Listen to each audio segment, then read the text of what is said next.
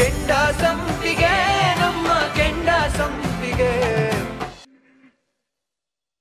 ಇವತ್ತಾಗಿರೋ ಅವಮಾನಕ್ಕೆ ಅವಳು ನಿಜವಾಗ್ಲೂ ಸುಮ್ಮನೆ ಕೂರಲ್ಲ, ಏನಾದ್ರೂ ಒಂದ್ ಮಾಡೇ ಮಾಡ್ತಾಳೆ. ರಾಜಿ ಕಾಲೇಜ್ ಫೀಸ್ಗೆ ಸಾಲ ಮಾಡಿದ್ದೀನಿ, ಚೀಟಿ ದುಡ್ಡು ಎತ್ತಿದ್ದೀನಿ. ಇದನ್ನೆಲ್ಲ ಮುಂದೆ ಇಟ್ಕೊಂಡು ಏನಾದ್ರೂ ತೊಂದರೆ ಕೊಟ್ರೆ ಅಂತ. ಕೊಟ್ರೆ ಏನು, ಖಂಡಿತ ಕೊಡ್ತಾಳೆ. ಆ ದುಡ್ಡಿಗೂ ಗೆರೆ ಹೊಡೆದು ನಿಲ್ತಾರೆ ಇವರು. ಕಣವ, ಆ ಇಜೆ ಮುಂದೆ ಮಾತ್ರ ಒಂದು ನಯಾ ಪೈಸೆ ಇಟ್ಕೋಬಾರ್ದು, ತೀರ್ಸ್ಬಿಡ್ಬೇಕು. ಇಲ್ಲಾಂದ್ರೆ ರಾಕ್ಷಸಿ ಏನಾದ್ರು ತಕರಾರು ಮಾಡೇ ಮಾಡ್ತಾಳೆ ಕಣವ. ಅದನ್ನ ಹೆಂಗ್ ತೀರ್ಸೋದು ಅಂತ ಯೋಚನೆ ಮಾಡ್ತಿದ್ದೀನಪ್ಪ. ನನಗ್ ಸಾಲ ಕೊಟ್ಟು ಕಾಲೋನಿ ಜನರಿಗೂ ಕಷ್ಟ ಐತೆ, ಅವ್ರ ದುಡ್ಡು ವಾಪಸ್ ಕೊಡ್ಬೇಕಲ್ವಾ.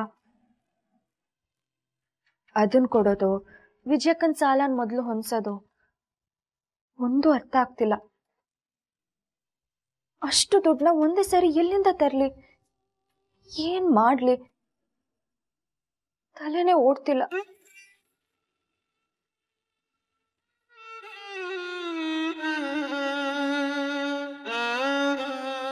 ಅಪ್ಪ ದೇವ್ರೆ, ನನ್ನ ಅಕ್ಕನ ಕಷ್ಟ ನೋಡಕ್ ಆಗ್ತಿಲ್ಲ. ಹೆಂಗಾರ ಮಾಡಿ ನನ್ನ ಕೈಗೂ ಕಾಸು ಹುಟ್ಟಂಗ್ ಮಾಡು.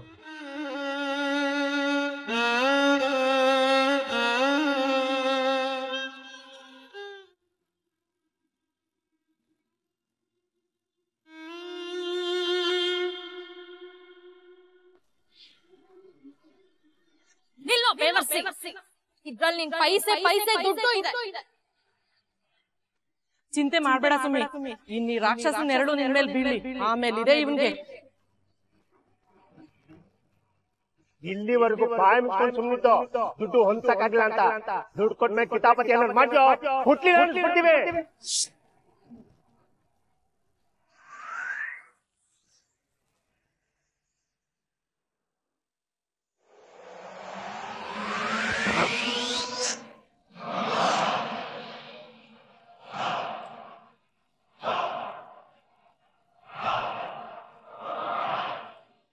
ಕಾಶಿ, ಏನೋ ಇದೆಲ್ಲ ನೋಡು.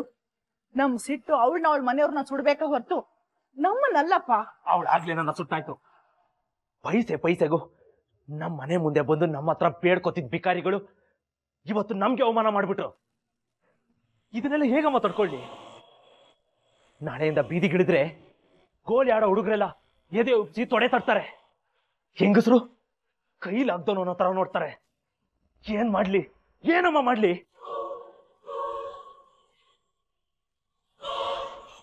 ನೀನ್ ಚಿಂತೆ ಮಾಡ್ಬೇಡ ಕಾಶಿ. ಅವಳು ವಾಪಸ್ ಕೊಟ್ಟಿರೋದು ಅವ್ರ ಅಪ್ಪನ ಆಪರೇಷನ್ ದುಡ್ಡು ಮಾತ್ರ.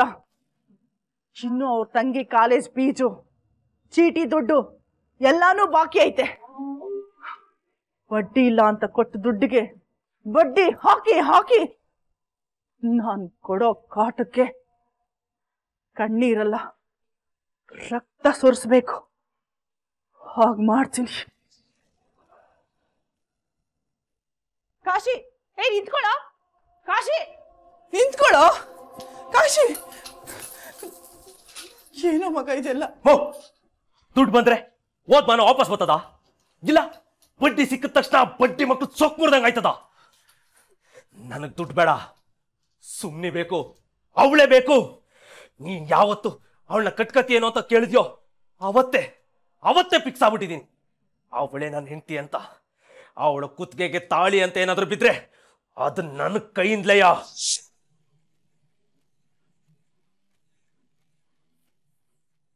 ಕಾಶಿ, 100 ಜನರ ಎದುರು ಮಾನ ತೆಗೆದ್ಲಲ್ಲ, 1000 ಜನರ ಎದುರು ನನ್ನ ಮುಂದೆ ತಲೆ ತಗ್ಸಿ ನನ್ನ ಕೈ ತಾಳಿ ಕಟ್ಟಿಸ್ಕೊಬೇಕು.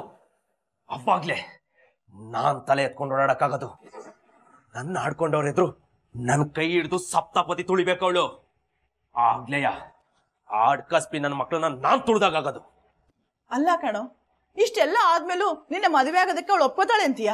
ಒಪ್ಕತಾಳೆ, ಒಪ್ಕೊಳ್ಳೇಬೇಕು. ಅವಳಿಗೆ ನಾನು ಬೇರೆ ದಾರಿನೇ ಉಳ್ಸಕ್ಕಿಲ್ಲ. ಅದಕ್ಕೆ ನನ್ನ ಹತ್ರ ಒಂದೊಳ್ಳೆ ಪ್ಲಾನ್ ಐತೆ.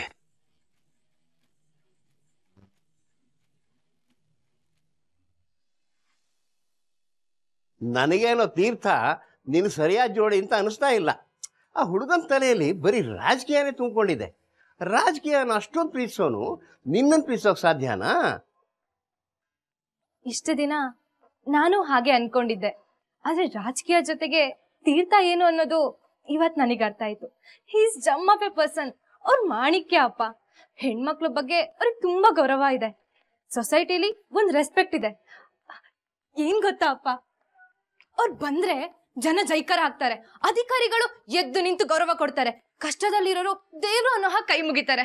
ನಾನ್ ನಿರ್ಧಾರ ಮಾಡಿದೀನಿ ಅಪ್ಪ, ನನಗ್ ತೀರ್ಥನ್ಗಿಂತ ಒಳ್ಳೆ ಹುಡುಗ ಎಲ್ಲೂ ಸಿಗಲ್ಲ. ನನ್ ಮದ್ವೆ ಅಂತ ಆದ್ರೆ ಅದು ತೀರ್ಥನೆ. ಅಪ್ಪ ಇನ್ ತಡ ಮಾಡೋದ್ ಬೇಡ. ನೀವ್ ಆದಷ್ಟು ಬೇಗ ಮದ್ವೆ ತಯಾರಿ ಶುರು ಮಾಡ್ಕೊಳ್ಳಿ. ಎಷ್ಟು ಬೇಗ ಆಗುತ್ತೋ ಅಷ್ಟು ಬೇಗ ಮದ್ವೆ ಆದ್ರೆ ಒಳ್ಳೇದು. ಆಗ್ಲಮ್ಮ, ನೀನ್ ಹೇಳ್ದಂಗೆ ಆಗ್ಲಿ.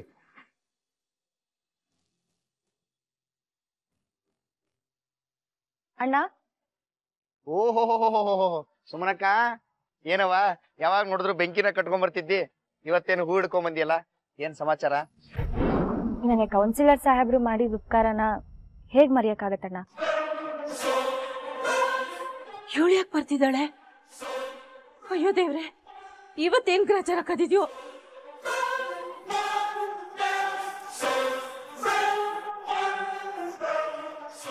ಅದು ಏನು ಇಷ್ಟು ಗಾಬರಿ ಆಗಿ ಹೋಗ್ತಾ ಇದೀಯ? ಏನ್ ಸಮಾಚಾರ? ಆ ಹೂ ಮಾರೋ ಹುಡುಗಿಲ್ವೇನ್ರಿ, ಅವಳು ನಮ್ಮನೆಗ್ ಬರ್ತೀಯಾಳೆ. ಅಯ್ಯೋ, ಹೂ ಮಾರೋಳು ನಮ್ಮನೆ ಬಾಗಿಲಿಗೆ ಬರೋಕು ನೀನ್ ಗಾಬರಿ ಆಗ ಓಡೋಗೋದಕ್ಕೂ ಏನ್ ಸಂಬಂಧ? ಅಯ್ಯೋ ರಾಮ, ನಮ್ ಸಾಧನಂಗೆ ಅವಳು ತಲೆ ಕಂಡ್ರೇನೆ ಆಗಲ್ಲ. ಇವತ್ತೇನ್ ಸಮಸ್ಯೆ ಕಾದಿದ್ಯೋ ಒಂದು ಗೊತ್ತಿಲ್ಲ. ಸಾಧನ ಆಫೀಸ್ಗೆ ಹೋಗಿದ್ದಾಳ ಅಲ್ಲಿ. ಹೌದಾ? ಸತ್ಯ, ನಮ್ ಪುಣ್ಯ. ಏನಿಲ್ಲಪ್ಪ, ಆ ಹೂ ಮಾರೋ ಹುಡುಗಿ ನಮ್ಮನೆಗೆ ಬರ್ತಿದ್ದಾಳೆ. ಇವತ್ತೇನ್ ಜಗಳ ಮಾಡ್ತಾಳೋ ಗೊತ್ತಿಲ್ಲ. ನೀನ್ ಗಾಬರಿ ಆಗ್ಬೇಡಮ್ಮ, ಅದೇನು ಅಂತ ನಾನು ನೋಡ್ತೀನಿ. ನೋಡು ಅದೇನು ನೋಡು. B cool. ಯಾಕೆ ಇಷ್ಟು ಗಾಬರಿ ಆಗ್ತೀಯ? ಅಯ್ಯೋ ಚಿಟ್ಟೆ, ಬರ ಕೇಳೋರ್ನ.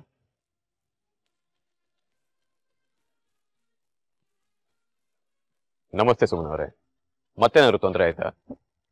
ನಾನು ಬಂದಾಗೆಲ್ಲ ಏನಾದ್ರೂ ಸಮಸ್ಯೆ ಇಟ್ಕೊಂಡು ಬರ್ತೀನಿ ಅಂತ ನಿಮ್ಗೆ ಅನ್ಸುತ್ತಲ್ವಾ ಸರ್? ಚೇಚೆ, ಹಾಗೇನಿಲ್ಲ. ನಿನ್ನೆ ಅಷ್ಟೇ ದೊಡ್ಡ ಜಗಳ ಆಯ್ತಲ್ವಾ, ಮತ್ತೇನಾದ್ರು ಸಮಸ್ಯೆ ಆಯ್ತಾ ಅಂತ ಕೇಳಿದೆ ಅಷ್ಟೇ. ಅಯ್ಯೋ ಇಲ್ಲ ಸರ್, ನೀವು ಬಂದು ಹೋದಾಗಿಂದ ನಮ್ಮ ಮನೆ ಕಡೆ ಯಾರು ತಲೆನೂ ಹಾಕಿಲ್ಲ. ನಿಮ್ಮಿಂದ ತುಂಬಾ ಉಪಕಾರ ಆಯ್ತು, ಅದನ್ನೇ ಹೇಳೋಗೋಣ ಅಂತ ಬಂದೆ. ಸುಮನಕ್ಕ, ನಿಂದು ಮಸ್ತ್ ಗುಣ ಅಂದ್ರೆ ಇದ ನೋಡುವ. ಸಿಟ್ನಾಗಿದ್ದಾಗ ಕೆಂಡ ಇದ್ದಂಗಿರ್ತಿ, ಸಮಾಧಾನದಾಗಿದ್ದಾಗ ಸಂಪಿಗೆ ಇದ್ದಂಗಿರ್ತಿ. ಕೌನ್ಸಿಲರ್ ಸಾಹೇಬ್ರೆ, ನೀವು ಮಾಡಿದ ಉಪಕಾರನ ನಾನು ಯಾವತ್ತೂ ಮರೆಯಲ್ಲ. ನಿನ್ನೆ ನೀವು ನಮ್ಗೆ ಸಹಾಯ ಮಾಡದೆ ಹೋಗಿದ್ದಿದ್ರೆ ಬರೀ ನಮ್ಮ ಮನೆ ಮರ್ಯಾದೆ ಅಲ್ಲ, ಕಾಲೋನಿಯವ್ರ ಆತ್ಮಸ್ಥೈರ್ಯದ ಮೇಲೂ ಏಟ್ ಬೀಳ್ತಾ ಇತ್ತು. ನಮ್ಮೆಲ್ರೂ ಕಾಪಾಡ್ಬಿಟ್ರಿ ನೀವು. ಅಮ್ಮ, ಇವ್ರು ಬಂದಿರೋದು ಜಗಳಾಡೋದಕ್ಕಲ್ಲ, ನಿನ್ ಮಗನ್ನ ಹೊಗಳೋದಕ್ಕೆ. ಅವ್ರೇನ್ ಹೇಳ್ತಿದಾರೆ ಕೇಳಿಸ್ಕೊಂಡ್ಯಾ? ಏನಾಯ್ತಮ್ಮ? ನೆನೆ ಕಾರ್ಪೊರೇಟರ್ ಸಾಹೇಬ್ರು ಇಲ್ದೆ ಹೋಗಿದ್ದಿದ್ರೆ ನನ್ನ ಜೀವನನೇ ಹಾಳಾಗೋಗ್ತಿತ್ತು. ನಮ್ಮಪ್ಪ ಪ್ರಾಣ ಕಳ್ಕೊಂಡಿರೋರು. ಅದಕ್ಕೆ ಬದಲಾಗಿ ನಾನು ಅವ್ರಿಗೇನು ಕೊಡೋಕ್ಕಾಗಲಿಲ್ಲ. ಕೊನೆ ಪಕ್ಷ ಧನ್ಯವಾದ ಹೇಳಿ ಈ ಹೂಗಳನ್ನ ಕೊಟ್ಟೋಗೋಣ ಅಂತ ಬಂದೆಮ್ಮ. ನಿಜವಾಗ್ಲೂ ಕೌನ್ಸಿಲರ್ ಸಾಹೇಬ್ರು ನಮಗೆ, ನಮ್ಮ ಕಾಲೋನಿಗೆ ದೇವ್ರಿದ್ದ ಹಾಗೆಮ್ಮ. ತೀರ್ಥ, ನಿನ್ ಬಗ್ಗೆ ನನಗೆ ತುಂಬಾ ಹೆಮ್ಮೆ ಆಗ್ತಿದೆ ಕಣೋ.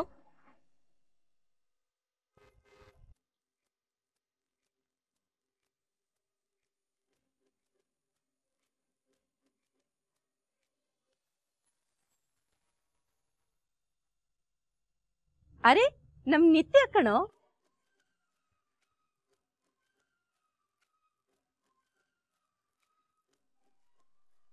ಬಾಮ್ಮ.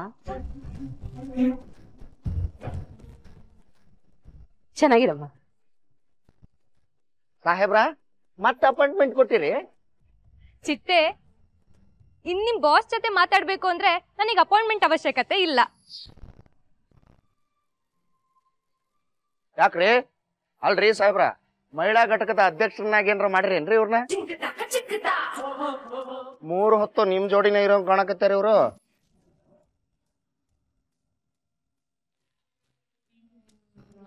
ಅವ್ರನ್ನ ಯಾಕೆ ಹಾಗೆ ಗುರಾಯಿಸ್ಕೊಂಡು ನೋಡ್ತಿದ್ದೀರಿ?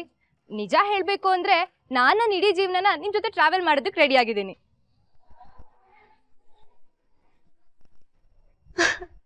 ಅಂದ್ರೆ ಅತ್ತೆ ಅಪ್ಪ ಬಂದು ಮಿಕ್ಕಿದೆಲ್ಲ ವಿಷಯನ್ ಮಾತಾಡ್ತಾರಂತೆ. ನಿಜವಾಗ್ಲು? ಸಾಹೇಬ್ರ ಹೋಮ್ ಮಿನಿಸ್ಟರ್ ಫಿಕ್ಸ್ ಆತು. ಒಳ್ಳೆ ಸುದ್ದಿ ಕೊಟ್ಟೆಮ್ಮ. ನೀವು ಕಾಲೋನಿ ಅವರಲ್ವಾ? ಏನಾದ್ರೂ ತೊಂದ್ರೆನಾ? ಇಲ್ಲ ಮೇಡಮ್, ಹಾಗೇನೂ ಇಲ್ಲ. ಸಾಹೇಬ್ರೆ, ಇವರು ಇವಳು ನಮ್ ತೀರ್ಥನ್ನ ಮದ್ವೆ ಆಗೋ ಹುಡುಗಿ.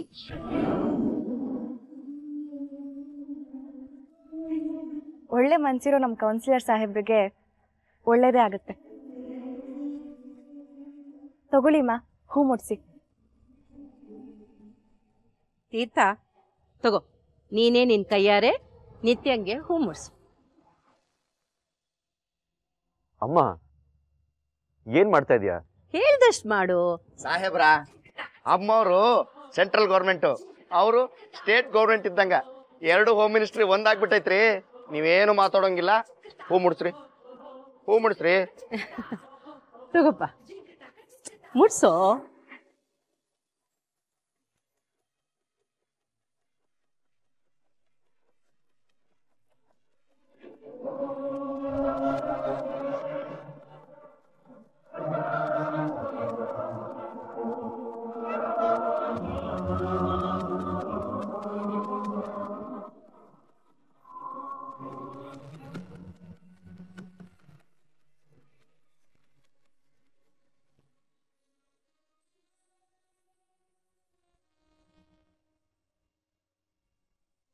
ಅಮ್ಮವ್ರೆ, ಜೋಡಿ ತುಂಬಾ ಚೆನ್ನಾಗಿದೆ.